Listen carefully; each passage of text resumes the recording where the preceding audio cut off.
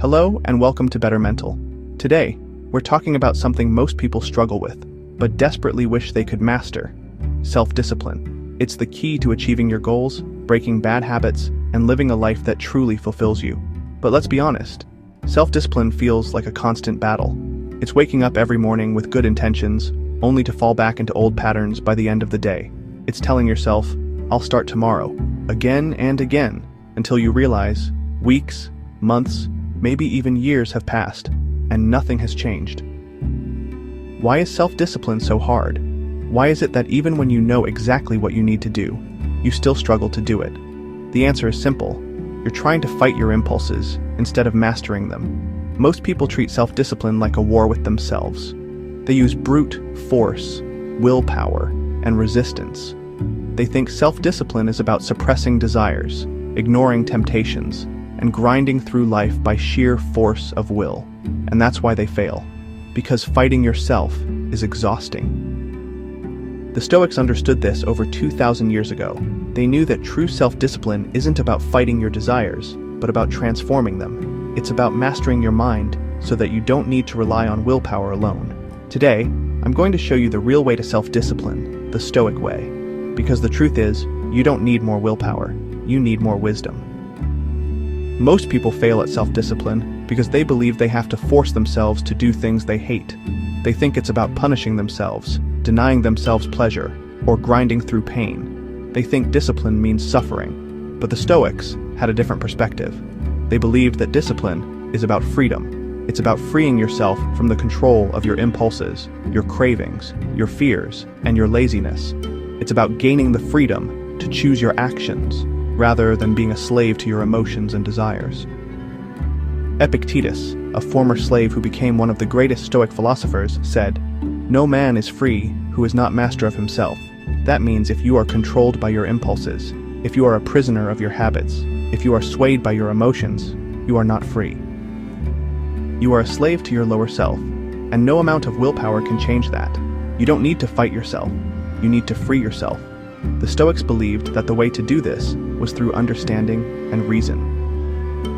They taught that emotions and desires are not inherently bad, they are simply misinformed. When you understand why you desire something, when you see it clearly for what it truly is, you take away its power over you.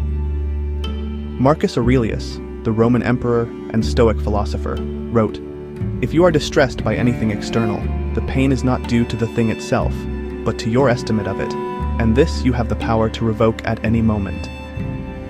That means the things that tempt you, the habits that control you, the desires that enslave you, they only have power because of the way you perceive them. You don't need to fight them, you need to understand them.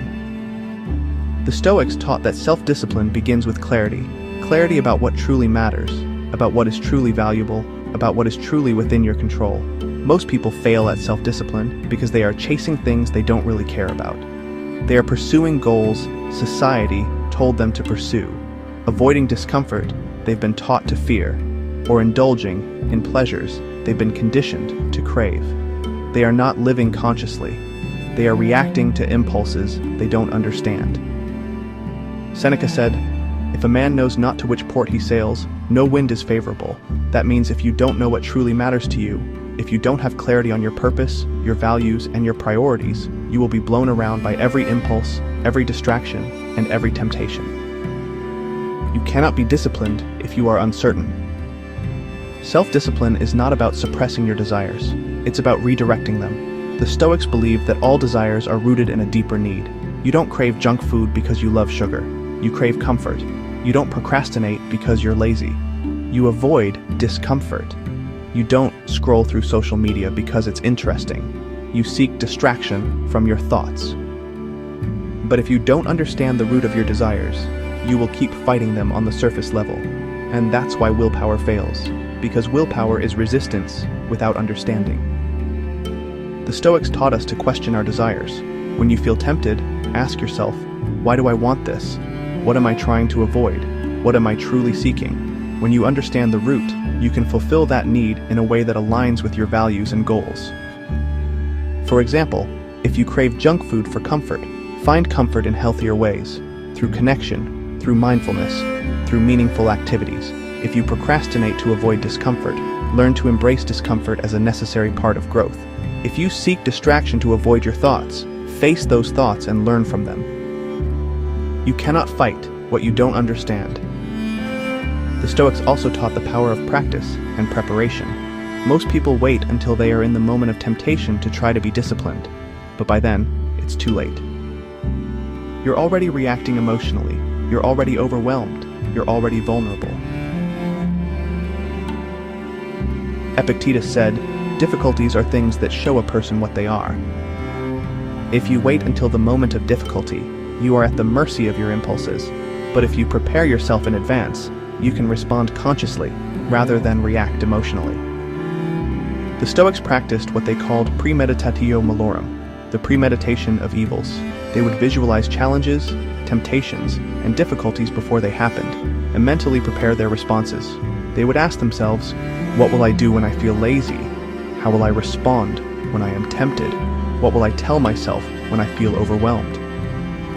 By rehearsing their responses, they were ready when the moment came. They didn't rely on willpower, they relied on preparation.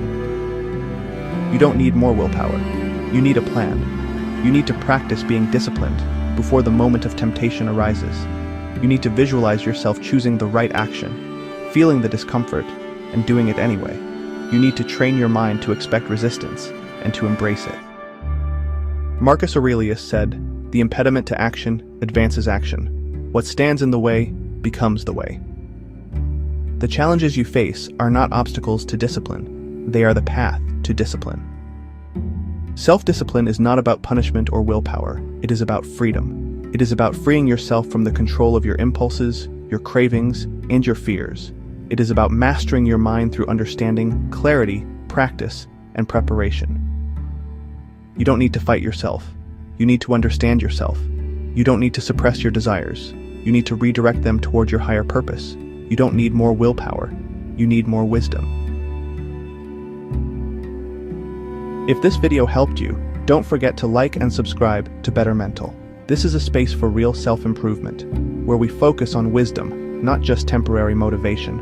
Share this with someone who needs to hear it. And remember, self-discipline is not about resisting yourself. It is about becoming the master of yourself. So take that first step today.